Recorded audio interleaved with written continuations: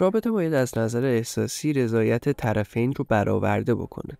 رابطه عاطفی مثبت باید شما رو خوشحال‌تر کنه و باعث بشه حالتون بهتر بشه. با این حال اگر رابطه‌ای باعث ناراحتی شما شد، ممکنه شما درگیر یه رابطه سمی شده باشید.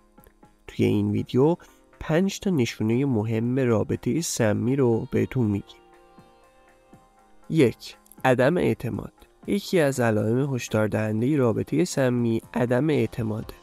توی این روابط هر حرکت شما زیر سوال میره و نظرات شما اصلا اهمیتی نداره. چنین مواردی از عدم اعتماد متقابل ناشی میشه.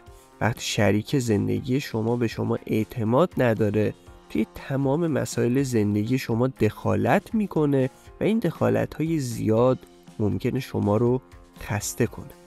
اعتماد پایه و اساس هر رابطه سالمیه و اگه اعتماد توی رابطه شما وجود نداشته باشه، شما وارد یک رابطه سمی شدی. شماره 2. بی احترامی کردن. احترام گذاشتن به همدیگه علامت یک رابطه سالمه. با این حال توی روابط سمی متوجه میشید که همسرتون از شما بی دلیل انتقاد میکنه یا به شما توهین میکنه. روابط سمی باعث آسیب به روح و روان شما میشه و حتی ممکنه که احساس کنید برای تحقق بخشیدن به خواستهای خودتون باید تمام انرژی خودتون رو صرف کنید، ولی عملاً این تلاش ها بیفایده است. 3. عدم صداقت. توی یه رابطه سالم باید بتونید تمام مسائل شخصیتون رو با یکدیگر به اشتراک بذارید. اگر هر کدوم از شما بهونه‌ها و دروغایی برای مخفی نگه داشتن از همدیگه پیدا کنید، پس به همدیگه اعتماد ندارید. این وضعیت نشون دهنده رابطه سمیه. 4. غم و اندوه همیشگی.